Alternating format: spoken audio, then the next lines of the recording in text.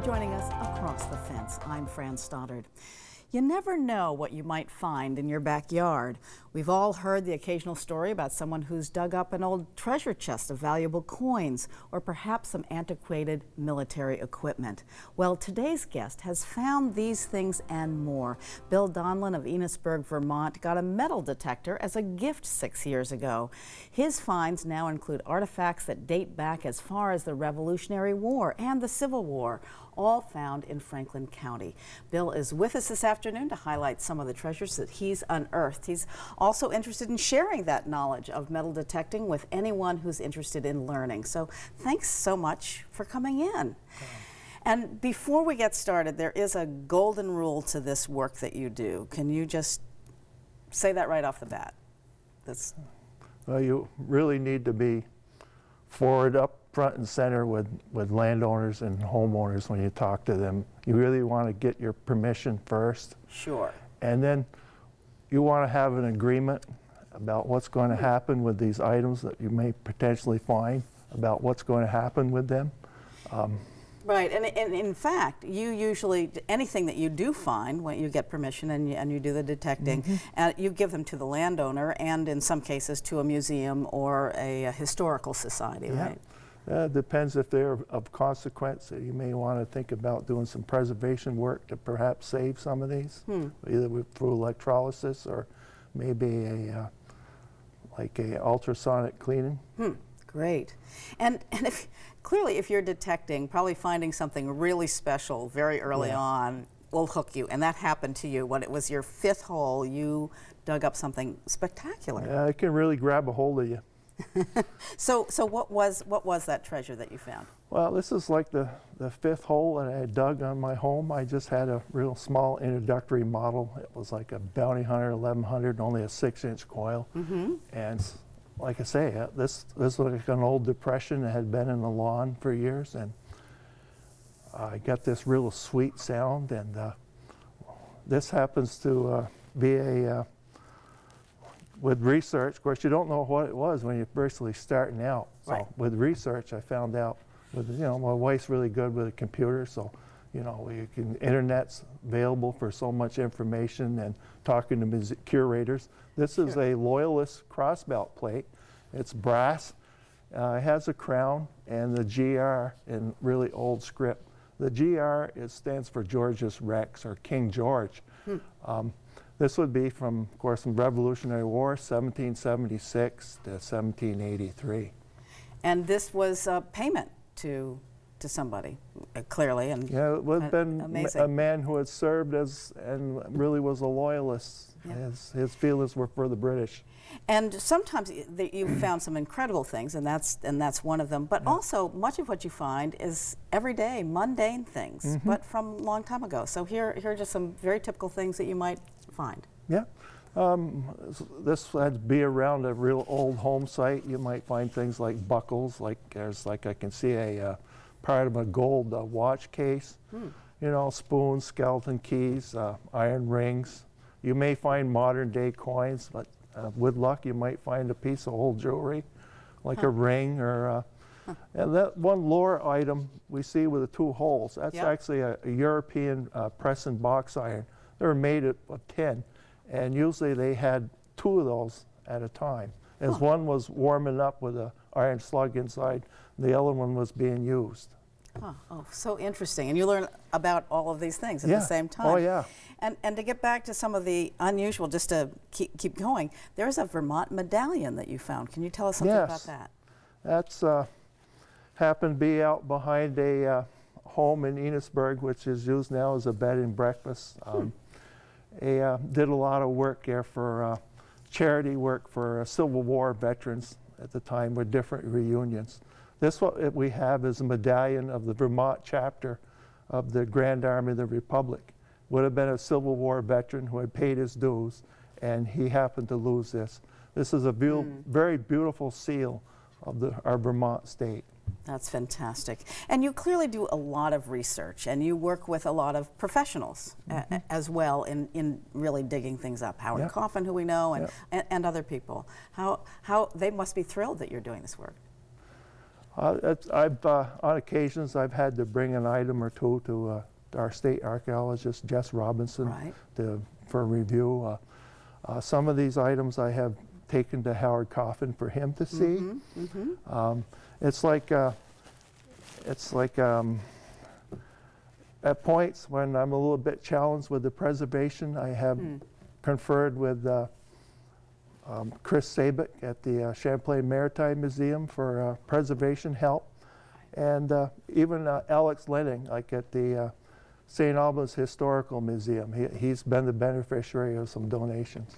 Well, and you were asked to detect at the site of the Missisquoi Bank, which was part of the St. Albans Raid. Yes. So what did you find there? That must be exciting. Well, we've had a lot of history in here in Vermont that's Civil War related. This just happened to be with the Confederacy, but over 10% of our state actually served in the Civil War. So many of these sites and places where I do go, I happen to recover Civil War related items. This particular thing actually was the coin I recovered at the site of the old Missisquoi Bank in Sheldon. This is a British halfpenny, 1831, and it would have had King William IV on the front of the coin. Huh, amazing. It's probably the last withdrawal from that bank. And anything, before it was not British anymore. Yeah. Or, Yep. okay. And anything else from the raid that you found that you think came from that St. Albans raid, which wasn't a lot of people, or Okay. there's that. There we go. There we go. The bullet casing. Yes, I recovered 4 old rimfire cartridges, and there were 2 large ones and 2 small ones. And the start of my very careful cleaning, the first large cartridge had a CSA in the top part, and also a large 6 and a capital A.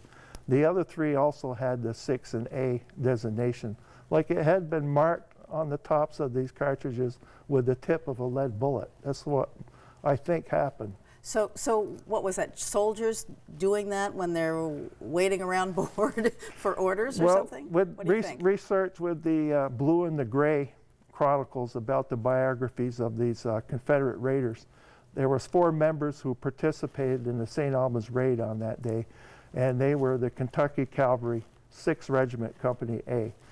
Their names were Bruce, Dottie, Lackey, and Mock. Wow, you go pretty deep, and they came Yep, down and yep. and tried to get money by robbing the banks, and Yeah, they the were bank successful. happened to be locked up that day, but on the records recorded in Sheldon history, there were shots fired in the vicinity of that bank on that day. And it's clear that those bullets were from the Confederates. I truly believe so, because of the time period, them being really old rimfire, and the 6 and the A. It's like they marked them, these 4 men, says, I was here. Right. Wow. So it sounds like cellar holes are great for detecting. Yep. And in an East Enosburg cellar hole, you found something carried by a Union Army soldier. Yeah.